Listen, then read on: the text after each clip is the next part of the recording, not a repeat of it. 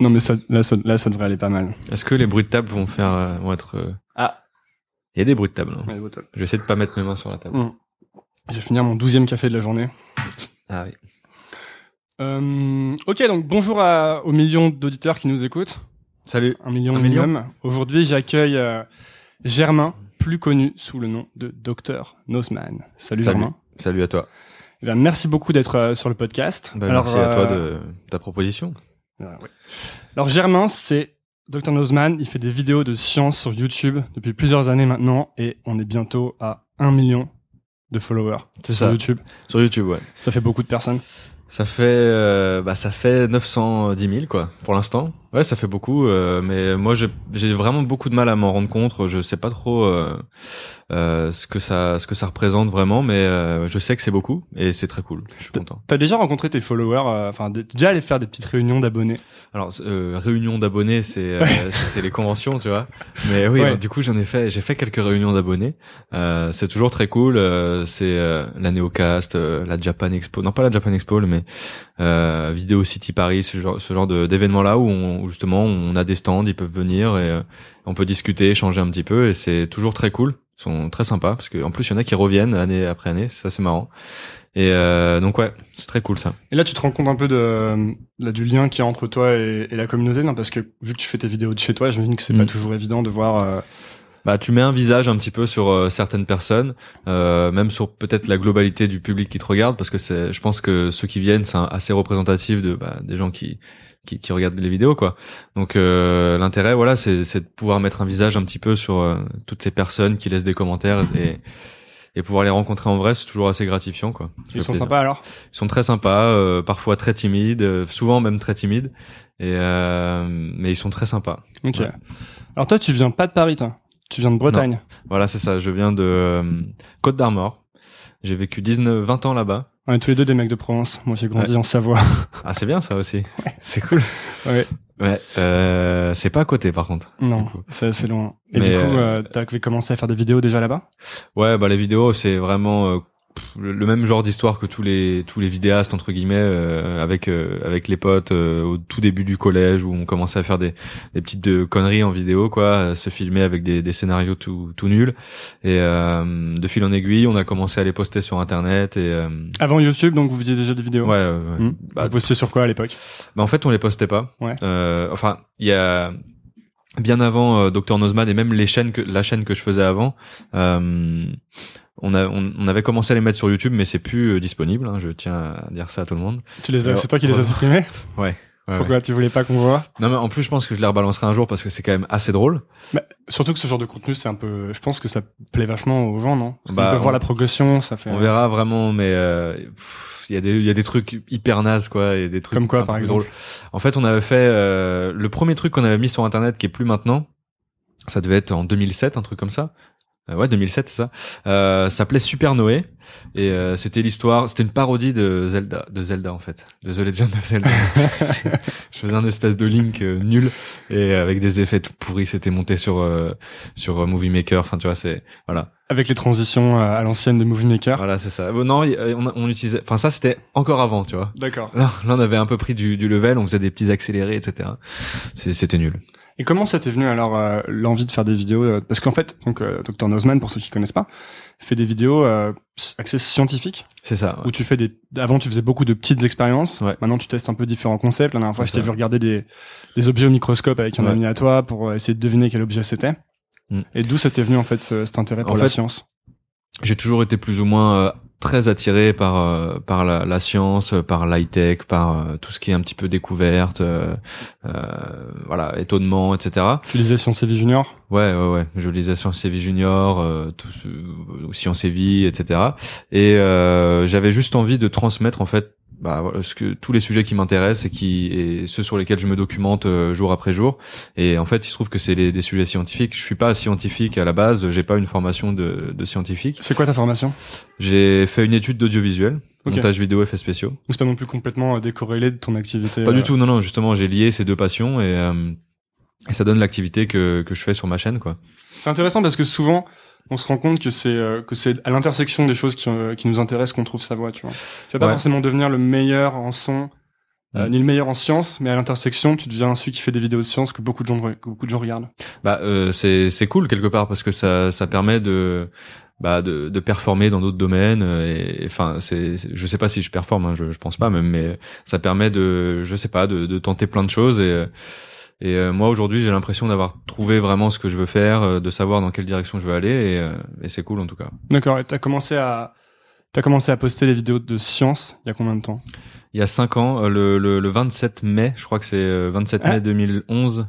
Ah, parce que le 27 mai 2000, il y avait la sortie de Star Wars épisode 2, je crois, un truc comme ça, mais c'était beaucoup plus longtemps ça. C'était 2002, mais c'était le 27 mai, je me souviens, mon père m'avait amené en voiture. La mémoire non, mais c'est ce genre de petite anecdote qui reste en tête. Ouais. Je comprends.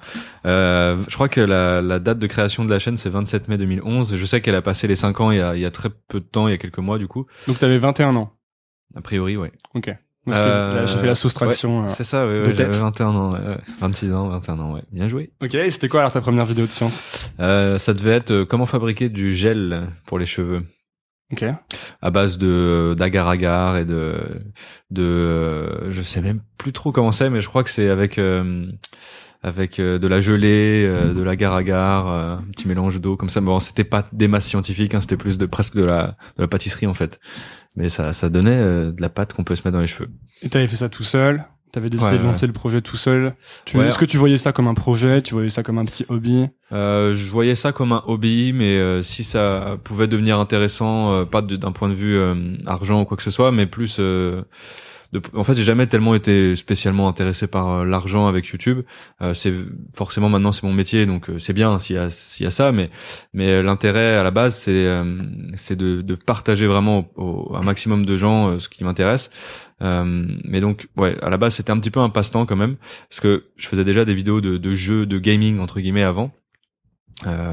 Sur Super Smash Bros. On faisait que des vidéos de Super Smash Bros. C'est bien parce que c'est un vrai jeu, ça. C'est un vrai jeu, oui, non mais archi fan incontesté de ce jeu-là. Il faudra qu'on fasse une partie. On peut faire une partie après si tu veux. Très bien. Ok, donc tu faisais déjà des vidéos de gaming, ouais. Et t'as switché, tu t'es dit je vais essayer de faire des vidéos. En fait voilà, et en fait à la base il y avait cette chaîne de gaming avec un personnage qui gérait la chaîne en gros qui s'appelait Nozman déjà, et c'était un super héros. Et au bout d'un moment j'ai voulu justement me lancer dans les vidéos de vulgarisation, mais enfin je savais même pas trop ce que c'était en fait la vulgarisation à la base, parce qu'il y avait pas, à part à l'époque Experiment Boy, je crois qu'il y avait pas trop de youtubeurs scientifiques, science. Il y avait pas y penser. Non, il y avait pas y penser, il y avait pas Dirty Biology, il y avait pas tout cela. Je sais pas qui, enfin bref. Donc je savais pas trop ce que c'était, mais j'ai voulu quand même faire ce pas et partager aux gens un petit peu les sujets qui m'intéressaient. Est-ce que c'était déjà un truc que tu faisais avec des gens, de leur expliquer des expériences, de leur expliquer des phénomènes physiques? Non, pas tellement. Non, pas vraiment. Je me documentais pour moi, voilà. Et tu t'inspirais de trucs comme ça, tu lisais. Ouais. Pour les vidéos. Ouais. Ouais. Je regardais un petit peu ce qui se faisait, donc moi ce que je pouvais refaire après sur internet, et souvent chaque expérience, derrière chaque expérience il y a un petit phénomène physique, scientifique à expliquer, et donc oui je me documente forcément à chaque fois pour pouvoir expliquer ça de la manière la plus cool possible. Alors sur ta chaîne YouTube j'ai vu qu'il y a 131 vidéos. Ah oui, c'est possible, oui. Et donc tu dis que t'en as supprimé, donc ça fait quand même beaucoup de vidéos. Ouais, en plus il y a la chaîne bonus sur laquelle il doit y avoir une centaine de vidéos aussi. Mais bon, c'est des vidéos beaucoup moins travaillées. Mais plus tes vlogs quotidiens, plus ou moins sur Facebook Live, enfin pas Facebook, sur les vidéos Facebook. Oh ça, il y a pas grand chose. Hein. J'en ai vraiment à tout péter, j'en ai dû en mettre une dizaine quoi. Ok, mais ça fait quand même beaucoup de vidéos. Ah oui, ça fait beaucoup de vidéos. Déjà, il y en a une par semaine depuis 6 mois. Je me suis imposé ce rythme-là pour moi quoi. Pourquoi donc, parce que ça fait que 6 mois que tu postes une vidéo par semaine. Non, avant j'essayais. Maintenant je le fais tout le temps, parce que j'ai le temps en fait de le faire, parce que c'est mon métier maintenant. Avant, pourquoi t'avais pas le temps? T'étais étudiant ou... Parce que j'avais pas spécialement le format qu'il fallait en tout cas. Okay. Là j'ai trouvé justement cette idée de format qui s'appelle le vrai ou faux, dans lesquels je donne un sujet aux gens, ils me laissent dans les commentaires des facts vrai ou faux au sujet de ce sujet, et moi je dis je débunk en gros, et je laisse des petites explications derrière. Ça c'est un format qui me permet de pouvoir faire une vidéo par semaine tous les jeudis. Et voilà, avant j'étais encore un petit peu dans les expériences, avant les vrais ou faux, et les expériences c'est de plus en plus dur à en trouver quoi, parce que j'en ai fait je sais pas 70. Ça c'est le problème des idées. Ouais. Comment est-ce que tu faisais des listes d'idées? Tu demandais aux gens de ta communauté de te donner des idées? À la base, ouais, parce que un des projets aussi de la chaîne, c'est vraiment de créer une chaîne entre guillemets communautaire, participative, où les gens participent un maximum dans les commentaires, en laissant des idées d'expérience, comme pour les vrais ou faux, ils laissent leurs commentaires, etc. Un peu comme avec ce podcast d'ailleurs. Des gens, j'ai demandé d'avoir des commentaires. J'en ai eu environ 1 million, 2 millions. Comme ceux qui écoutent, en fait. Voilà. Non, mais c'est toujours important, je pense, de faire participer la communauté parce que c'est aussi grâce à eux, quoi. Donc, c'est bien s'ils peuvent s'y retrouver là-dedans et voilà. Donc, t'as commencé il y a 5 ans à faire des vidéos. À quel moment tu t'es dit, OK, ça peut peut-être devenir sérieux, ça peut peut-être devenir mon activité principale? En fait, j'ai toujours su que ça pouvait devenir sérieux. Même avant de faire Dr Nozman, même quand je faisais la chaîne de gaming, parce que je savais comment ça se passait, quoi. Comment ça se passe? Par rapport aux revenus, etc. Je savais qu'on pouvait en vivre, donc je savais que potentiellement ça pouvait, si ça marchait, ça aurait pu devenir quelque chose, voilà, qui aurait pu fonctionner. Mais c'était pas mon but du tout, et je pensais pas du tout que ça pourrait m'arriver parce que je savais que c'était énormément de boulot, de chance parfois. Et tu penses que t'as eu de la chance? Je sais pas si je pense pas que j'ai eu de la chance parce que c'est venu vraiment crescendo, contrairement à d'autres qui explosent, comme on dit un petit peu, du jour au lendemain. Moi, c'est vraiment venu sur la longueur, quoi. Je pense que les quatre premières années, c'était les 3 premières années, c'était vraiment, ça pouvait pas être mon métier en tout cas. Là, ça fait 1 an et demi qu'effectivement, ça l'est, mais avant, non, quoi. Est-ce qu'il y a vraiment des types qui explosent? Parce que j'ai l'impression que même les personnes, donc on a l'impression qu'elles ont explosé, qu'elles ont buzzé même, ou même les Norman, en fait, ils y sont depuis super longtemps. Norman, je pense pas qu'il ait explosé, je pense que c'était un des pionniers, donc c'est sûrement pour ça que ça a marché, et que ça marche pour lui. Mais aussi c'est parce que c'est bien, hein. Norman, moi je suis assez fan de ce qu'il fait, il me fait beaucoup rire. Mais non, il y en a qui, quand je dis exploser, il y en a en 1 an, même moins d'1 an, c'est leur boulot, dans le sens où ils gagnent déjà ce qu'il faut pour vivre avec ça, quoi. Style. Gangnam Style, c'est différent. Gangnam, j'arrive pas trop bien à le dire. C'est dur, hein, j'ai Lui, je sais pas, il y a quand même, a priori, une maison de disques peut-être derrière qui l'a aidé. Je pense à certains youtubeurs, quoi. J'ai pas de nom en tête, mais il y en a pour qui, en 6 mois, c'est bon, quoi. Ça marche. Ok. Et donc, toi, tu sors une vidéo par semaine. Ouais. Est-ce que parfois, ça veut dire que tu sors des vidéos qui sont moins bonnes, selon toi? Parce que maintenant, tu t'es imposé ce rythme, donc quoi qu'il arrive, tu vas sortir une vidéo par semaine. Non, bah si jamais vraiment il y a un imprévu, j'en sortirai pas. D'accord, ça arrive que t'en sortes pas. Depuis 6 mois, non. D'accord. Depuis 6 mois, depuis 6 mois, il y a pas eu d'imprévu, mais je dors pas des masses, mais assez pour. Tu dors combien d'heures en moyenne? Bah, je dors 6 heures, quoi. Ok. Ça va. Mais t'es calé sur un rythme vraiment. Ah non, mais fixe. j'ai un rythme, j'ai une routine de vie, quoi. Ma vie est une routine. Clairement. Et tu bosses ici principalement, en fait? Je bosse chez moi. Je vais peut-être avoir des locaux bientôt, mais je bosse chez moi et je me suis vraiment imposé une routine. Ah, vas-y, dis-nous tout sur la routine, parce que ça, c'est un sujet qui intéresse beaucoup. La routine, c'est. De Dr Nozman. La routine. Alors le type routine, c'est je me lève entre 7h et 7h30 et j'essaye de lire 1 heure pendant le petit-déj.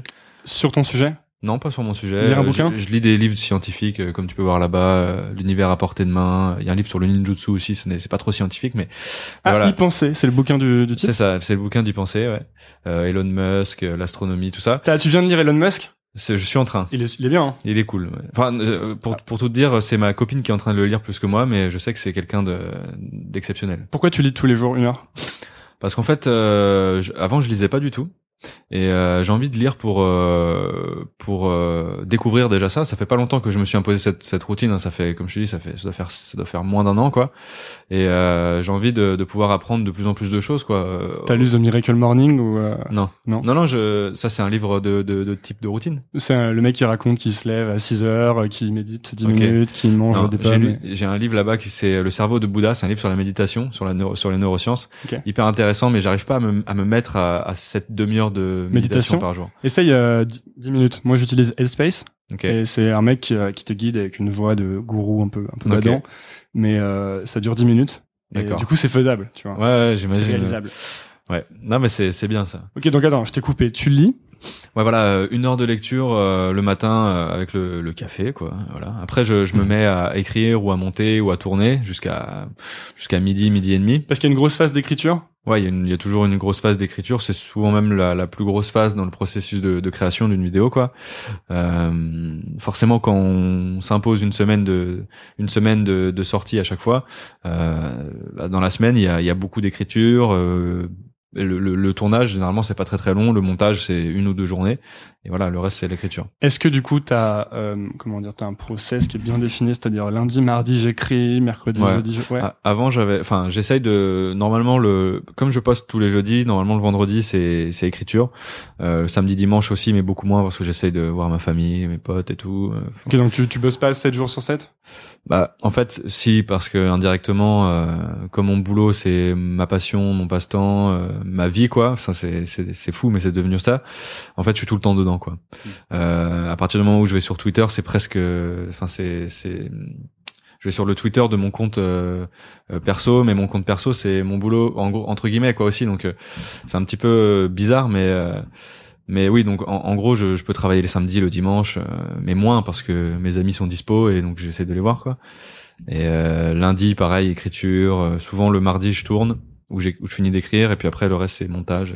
Et donc pour finir la journée, t'écris le matin?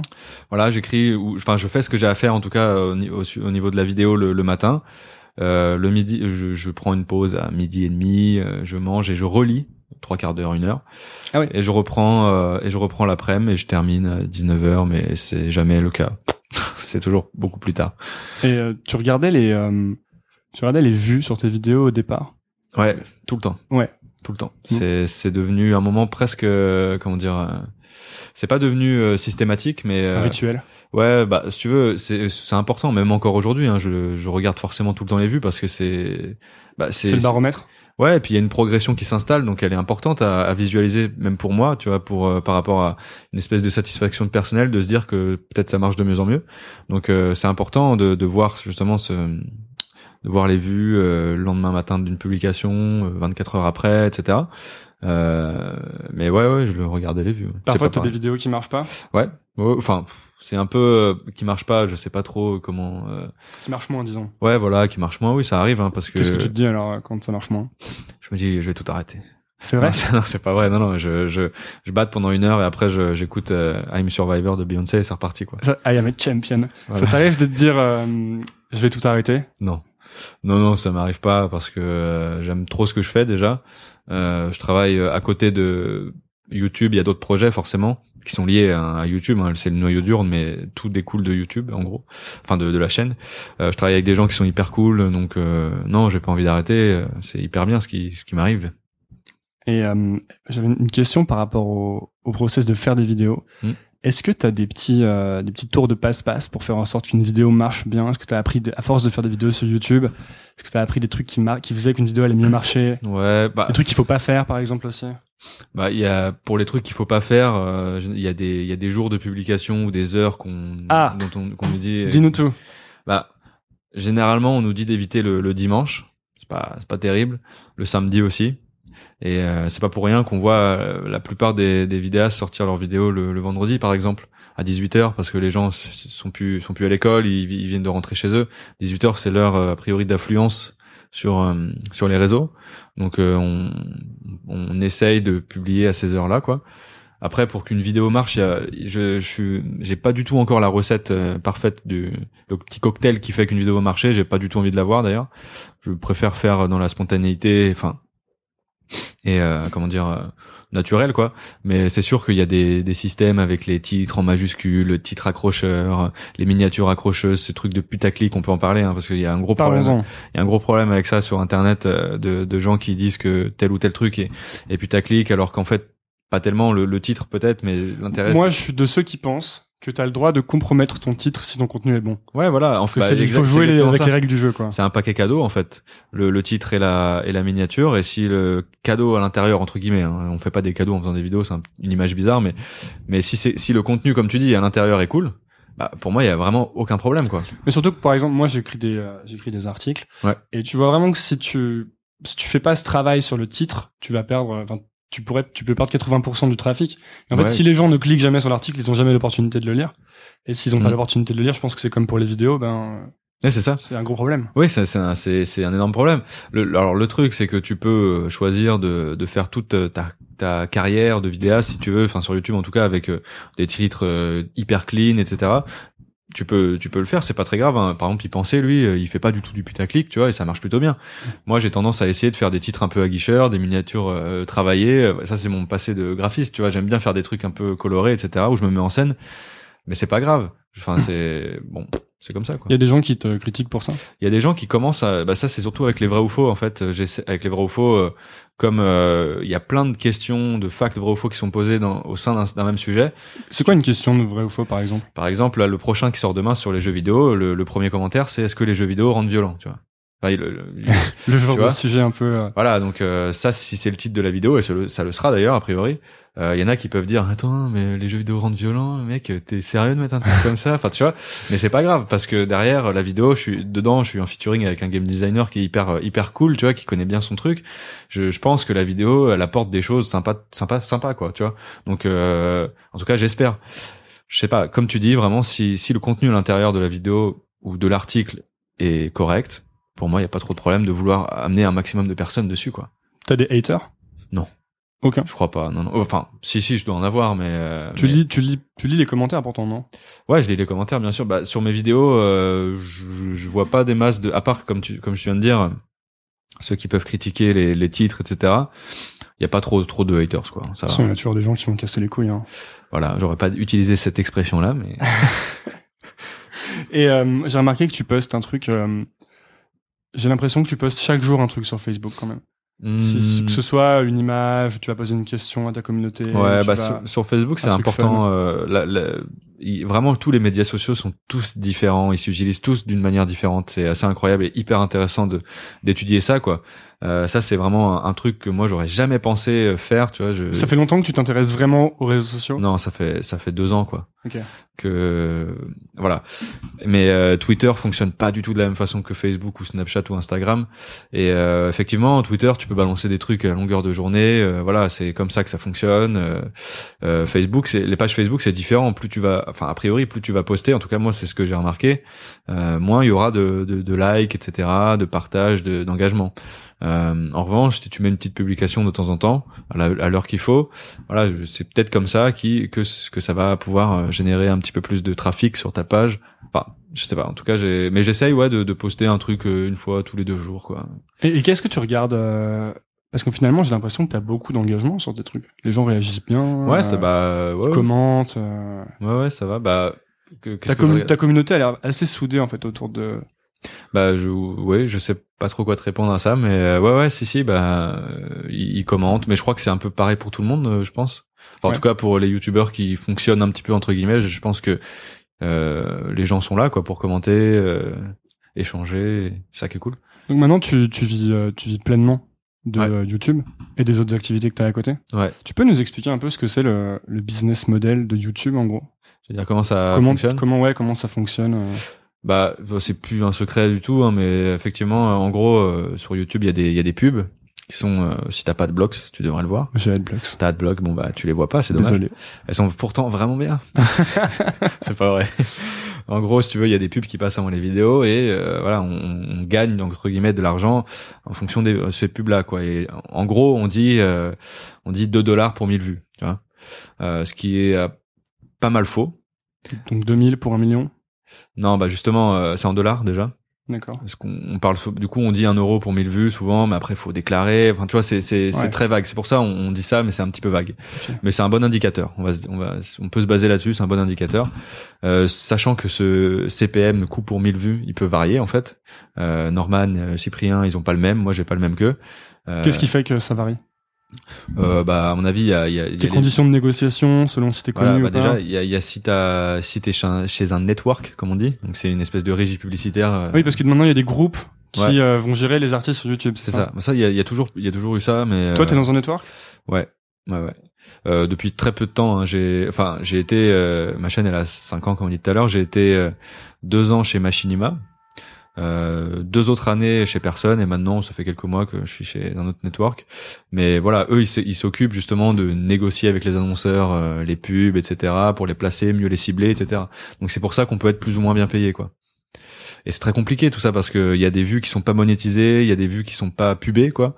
Donc c'est pour ça que c'est très dur de vivre de YouTube. Il faut faire un max de vues, quoi. Et t'as de la visibilité sur combien tu vas gagner. Enfin, est-ce que c'est Il y a tous les analytics de Google, enfin de YouTube. Okay. YouTube Analytics. Qui... Tu peux plus ou moins prévoir ton mode de vie un peu à l'avance. Ah ouais, tu vois, bah à l'avance non, pas à l'avance, mais tu vois sur le mois ce que tu vas faire, etc. Quoi, combien de gens t'as touché. T'as accès à énormément de données, quoi. T'as mis combien de temps à peu près avant d'être indépendant financièrement grâce à ça? Bah, je pense 3 ans et demi. Comme je disais, ça doit faire 1 an et demi que j'en vis, quoi. Et donc avant, t'avais des tafs sur le côté? Ouais, bah avant j'étais encore étudiant déjà. Okay. Donc effectivement, j'étais stagiaire. Il y a un moment où j'ai enchaîné. Bah, quand je suis arrivé au lycée, je faisais déjà des vidéos sur YouTube. Donc c'était un peu compliqué. C'était à la fin du lycée, hein, mais quand je passais le bac, j'étais déjà youtubeur entre guillemets. Après, je suis allé en école d'audiovisuel et là, j'étais en alternance, le matin en stage, l'après-midi à l'école et le soir youtubeur. C'était hyper compliqué.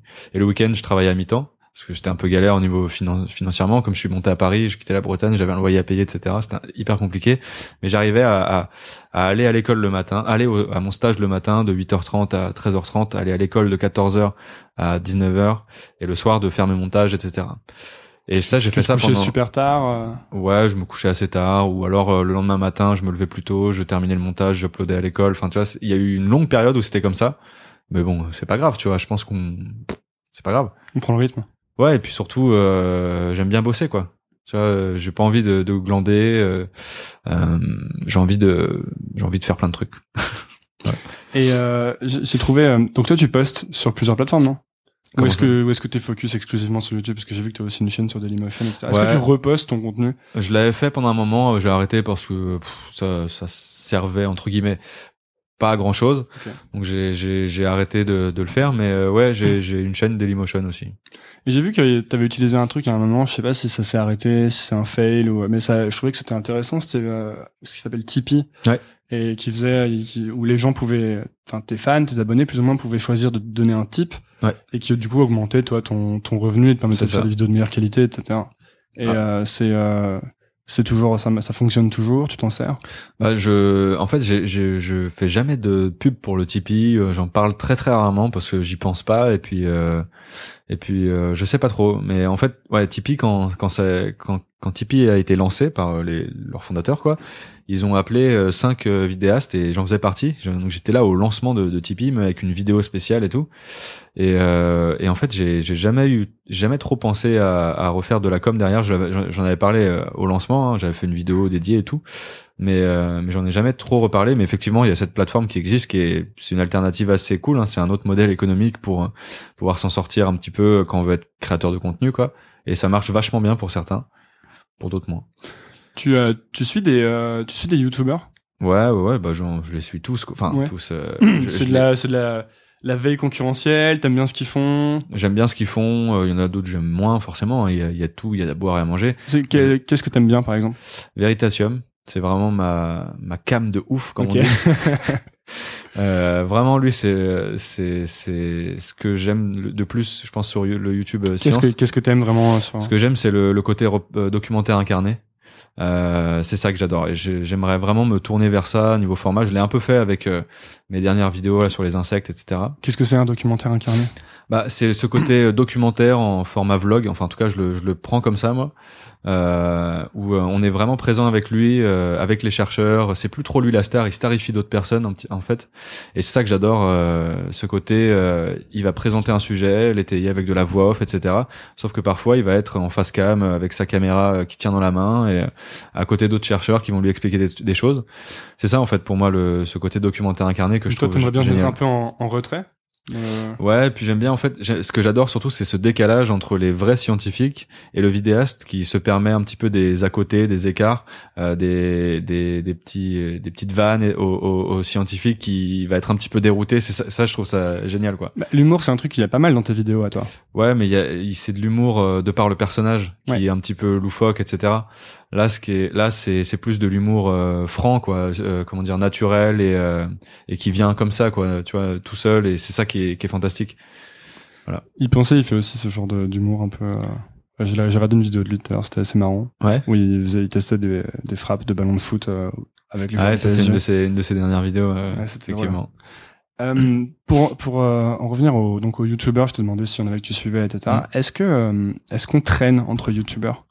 Ouais, on traîne entre youtubeurs. Déjà, on se connaît plus ou moins tous. Okay. Moi, j'aime pas trop.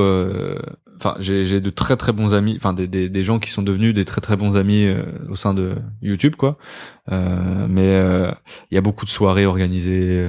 Moi, j'aime pas trop ça. Je suis pas trop fan de ce genre de. Pourquoi? Je sais pas. J'ai l'impression qu'il y a. Je sais pas. Je me sens pas trop à ma place. Déjà, je suis quelqu'un d'assez timide. Donc, quand il s'agit d'aller voir plein de gens qui sont souvent assez extravagants parce que ils sont comédiens ou ce genre de trucs là, moi, je suis assez mal à l'aise dans ce genre de trucs là. Donc, mais oui, sinon, j'ai de très bons amis vidéastes. Oui. Et est-ce que les youtubeurs sont potes avant de devenir connus en général? Je sais pas. Parce que c'est un peu cette histoire des mouvements, tu sais, qui émergent, comme tous les rappeurs sont un peu au même endroit au même moment. Est-ce que pour les youtubeurs c'est pareil? Bah, je pense qu'il y en a, en tout cas par rapport, il y a le Velcro avec Norman, Cyprien, Kemar, Hugo, tout ça. Eux, ils étaient vraiment potes. Hein. Il y en a même avec PV Nova par exemple, ils se connaissaient déjà avant, tu vois.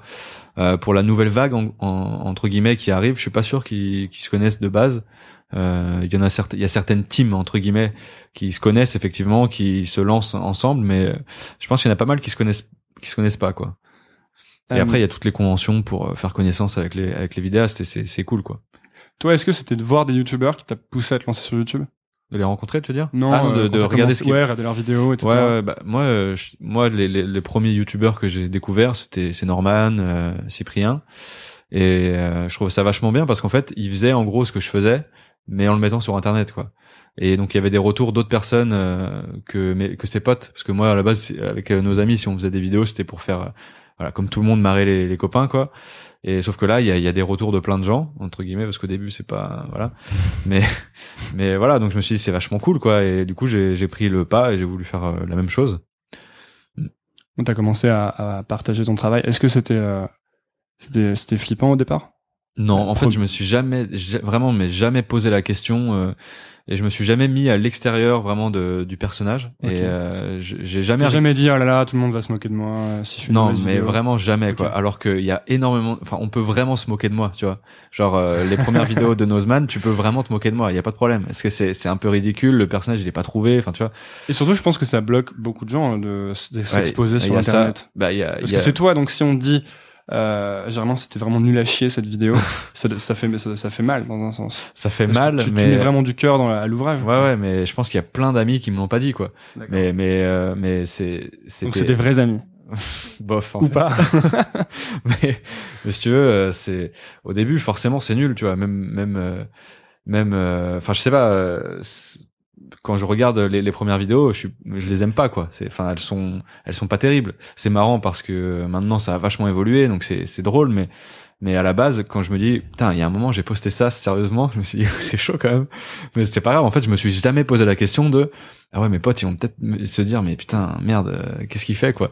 En fait, non, je me suis toujours j'ai toujours été assez écarté de ça, quoi. Je me suis jamais pris la tête avec ça, et à tel point que des fois je me dis attends, mais c'est vrai, Dr Nozman il ressemble à ça et tout, enfin tu vois, des fois je me mets à l'écart de ça, c'est assez bizarre, mais avant je sais pas, ça m'est jamais venu à l'idée de le faire. T'as vraiment travaillé le personnage parce qu'en plus le personnage de Dr Nozman est un petit peu, je trouve, un tout petit peu différent de toi, dans le sens où quand on est en privé, t'es vachement plus posé, etc. Ouais, bah oui. Ouais, bah moi je voulais créer un espèce de chercheur loufoque, quoi. C'est hyper cliché, hein, d'ailleurs, la façon dont je l'ai développé. Mais c'est hyper marrant aussi. Bah écoute, si c'est marrant tant mieux, mais je crois que j'avais besoin de me mettre derrière un personnage, en tout cas. Ok. Et toi tu bosses principalement chez toi. Ouais. Depuis plusieurs années. Ouais. Qu'est-ce que comment tu te sens par rapport à ça? Est-ce qu'il y a un moment où tu te dis j'en ai marre de bosser tout seul chez moi? Ouais. Ouais. Ouais, il y a un moment, il y a des moments où c'est un petit peu embêtant, quoi. C'est très redondant, en fait. Et tu vois beaucoup de monde ou finalement t'es quand même beaucoup seul ou avec ta copine? Non, bah déjà je vis avec ma copine depuis 7 ans, donc à partir de là, je vois d'autres gens tous les jours. Hein. Mais et puis j'ai beaucoup de rendez-vous. Enfin ça c'est assez récent, ça fait quelques 2 ans peut-être, mais toutes les semaines j'ai des rendez-vous à droite à gauche avec des collègues, etc. Donc je sors de chez moi au moins une fois par jour, mais quand je travaille, c'est chez moi quoi, et tout seul. Donc c'est vrai que parfois à la longue c'est un petit peu triste quoi. Mais c'est pas grave. De toute façon, c'est des choses qui vont évoluer. Je sais que c'est un passage un petit peu obligé avant d'autres choses. Peut-être le moment où j'aurai un local avec, je travaillerai avec d'autres gens. Tu préférerais avoir un local? Ouais, j'adorerais ça. Ouais. Et là, en fait, t'as commencé à bosser. Donc, tu m'as dit que vous aviez fait 2 saisons avec une chaîne télé. Ouais. Et là, vous allez arrêter? Bah là, on va arrêter. Si tu veux, c'est en stand-by parce que c'est les vacances un petit peu. On est en juillet pour ceux qui nous écoutent. Donc là, tu bossais avec une équipe? Ouais, c'est ça. Il y avait toute une équipe, un réal, un producteur, un chef-op, un accessoiriste, tout ça. Il y avait vraiment toute une équipe de tournage et ça change drastiquement de mes tournages chez moi, quoi, où je suis vraiment tout seul, quoi, pour le coup. Et c'était mieux?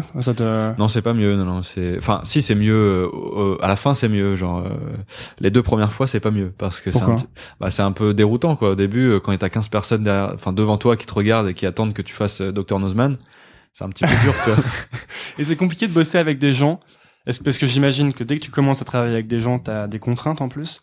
Est-ce que c'est compliqué de faire face à des contraintes en plus lorsque t'as toujours été vraiment indépendant, tu fais toutes les choses à ta sauce? J'ai pas de contraintes. Ok. C'est si tu veux, j'ai la chance de pouvoir, même pour ce projet de télé, c'est en gros, je fais ce que je veux, quoi. Si tu veux, c'est moi qui donne le ton de l'émission, j'amène Dr Nozman, enfin tu vois, si tu veux, il y a des auteurs qui écrivent les textes, mais moi je repasse derrière pour mettre la patte, enfin ma patte entre guillemets, les expressions que Nozman pourrait dire, etc. quoi. Donc je suis très très libre dans ces projets-là aussi et c'est très cool. T'aimerais bien avoir une équipe comme ça qui t'aide, des gens qui écrivent un peu les textes, etc. pour tes vidéos de chaque semaine? Non. À la limite, tu vois, quelqu'un qui ferait le montage, mais c'est tout quoi. Et non, j'ai pas besoin et puis j'ai pas trop envie, non. Ouais. Qu'est-ce que tu préfères faire dans tout ce que tu fais actuellement? Qu'est-ce qui est le plus marrant pour toi? Le plus marrant, c'est, je pense, la diffusion. Enfin, c'est le moment le plus cool, quoi. Je pense. Même 5 ans après, j'ai toujours ce petit frisson quand je poste une vidéo, tu vois. J'ai toujours la petite flamme, quoi, qui. Et quand t'as fait une connerie avec la vignette ou avec le titre et que tu dois modifier. Ouais, ça fait flipper, quoi. Ouais. Ça fait toujours flipper. Ou que tu voulais pas publier, mais t'as cliqué sur publier. Ouais, non, ça m'est jamais arrivé. J'espère que ça m'arrivera pas, mais enfin c'est pas grand chose, hein, c'est rien même. Mais non, il y a toujours la même flamme qui m'anime à chaque publication. Sinon le plus cool, je pense que c'est le montage quand même, malgré tout, parce que comme je suis monteur de formation, c'est le moment où vraiment je peux construire tout ce que j'ai écrit, tout ce que j'ai tourné. Et après le tournage c'est marrant, l'écriture aussi. Voilà, c'est un peu moins drôle parce que là c'est vraiment le process où t'es tout seul avec toi-même. Le montage, c'est un petit peu mécanique quoi, et tu donnes naissance à un truc, c'est un peu mieux je trouve. Et tu dis qu'après 5 ans t'as toujours la flamme, tu penses que la flamme va durer longtemps? Bah, je sais pas, si elle dure au bout de 5 ans, je pense qu'elle va durer un petit moment encore quoi. Et de toute façon, en fait le but c'est de se renouveler, de tester de nouvelles choses, d'aller dans de nouveaux projets. J'ai pas envie de m'arrêter à YouTube quoi. J'ai envie de faire plein de trucs en fait. Bah justement, qu'est-ce que tu regardes en ce moment? Est-ce qu'il y a des plateformes que tu guettes ou des médiums que tu guettes? Non, il y a pas de. Par plateforme, t'entends quoi, des sites ou des? Ouais, des sites, par exemple. Bah, je sais pas, Periscope ou. Ouais, non, Periscope, j'ai essayé, j'arrive pas trop, j'ai un peu du mal. Mais quand non. Ou Snapchat. Snapchat, ouais, je suis dessus, je fais des conneries, pas très marrantes, mais plein de trucs. Mais non, je suis pas à fond sur les sites ou quoi, mais j'ai juste pas envie de m'arrêter, en tout cas à YouTube, quoi. D'accord. Ouais. Est-ce qu'il y a un truc que tu rêves de faire? Tu te dis vraiment, c'est mon but à 10 ans, si seulement je pouvais faire ça. Moins de 10 ans même. Moins de 10 ans. Ouais, il y a mon grand projet, mon gros kiff, ce serait de monter un incubateur de projets technologiques. Et je le ferais, je pense. De projets techno du style des startups? Ouais, voilà, c'est ça, de créer un espace pour pouvoir accueillir et donner les outils à des gens qui ont des idées, tu vois, de projets tech ou moins tech, tu vois, mais que ce soit une appli ou de l'impression 3D, ça marche, tu vois. Mais des trucs qui peuvent apporter quelque chose, tu vois. Ça, c'est mon grand kiff. Donc ouais, toi, la gratification, tu la tires dans le fait que tu apportes de la valeur. C'est ça, mais en fait, c'est comme dans les vidéos. Les vidéos, à la base, c'est fait enfin, je l'ai fait pour amener des choses aux gens, quoi. Je l'ai fait pour, mes vidéos, c'est de la science, mais c'est des introductions, tu vois. Je vais pas en profondeur. C'est ce que d'ailleurs me reprochent certaines personnes, mais c'est pas très grave. C'est pas du tout ce que je veux, en fait. Ce que je veux, c'est ouvrir l'esprit aux gens sur certains sujets, leur donner peut-être envie de faire leurs études là-dedans, de se diriger vers ça, quoi. Et en fait, c'est pareil avec ces projets-là. Par exemple, ce truc d'incubateur, c'est amener des choses aux gens, encore une fois, tu vois. Et ce truc d'incubateur, je te dis 10 ans, tu me dis moins. Ça veut dire que t'as déjà des... j'ai très envie de le faire, quoi. Ouais. Je peux pas te dire quand, parce que c'est un truc tellement monumental à faire que c'est un peu compliqué. Tu bosserais avec des gens, tu connais déjà des gens avec qui t'aimerais... Ouais. La team. C'est en place. Qu'est-ce que tu me conseilles à moi si demain je veux devenir comme Dr Nozman et faire des vidéos? Tu veux faire des vidéos de science? Et en vivre, pas forcément de science, mais j'aimerais bien vivre de mes contenus vidéo, quoi.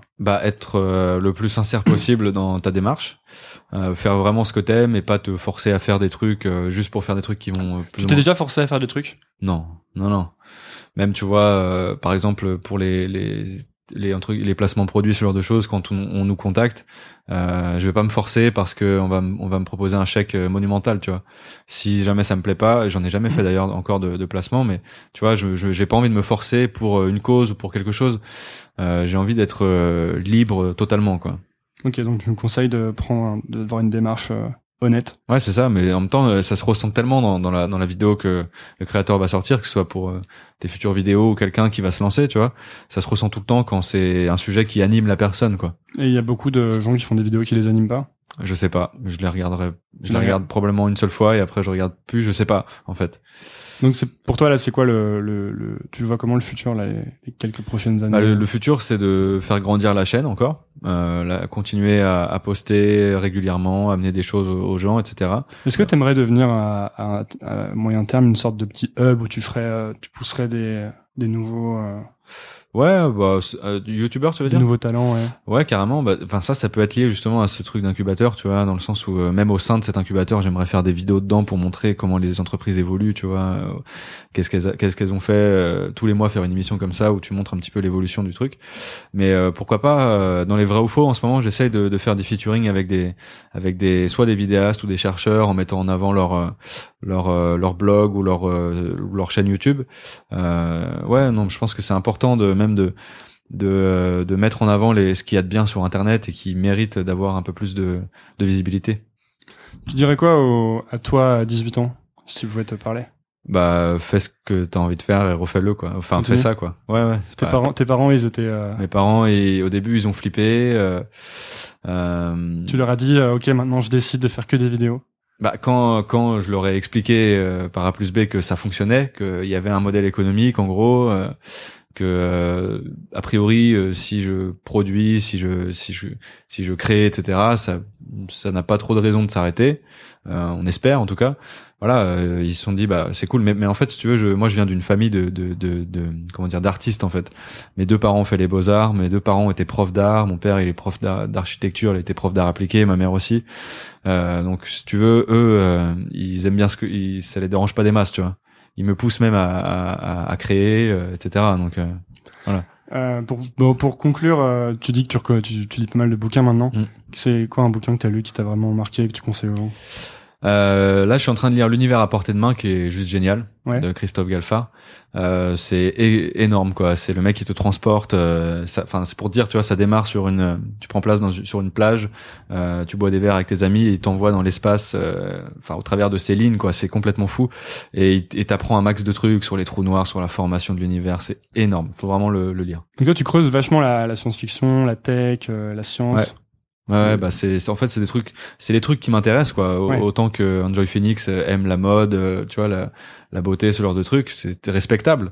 Moi, j'aime les sujets, l'astronomie, j'aime la microscopie. Enfin, tu vois, ça me paraît pas plus bizarre que d'aimer les comic books ou les jeux vidéo, tu vois. Non, mais moi, de toute façon, je check des sites que je ne veux même pas mentionner. C'est vrai. Tellement ça paraît débile. Et je parle pas de sites de cul. Hein. Non. Écoute, où est-ce que les gens peuvent te trouver Alors, si sur YouTube, je pense. Dr Nozman. C'est ça, Dr Nozman, sur Twitter, Dr Nozman, sur Facebook, Dr Nozman. Voilà, c'est pas très compliqué en fait. Ok, c'est clair. Et merci beaucoup, Germain, alias Dr Nozman. Merci à toi. Et puis bonne continuation. Merci.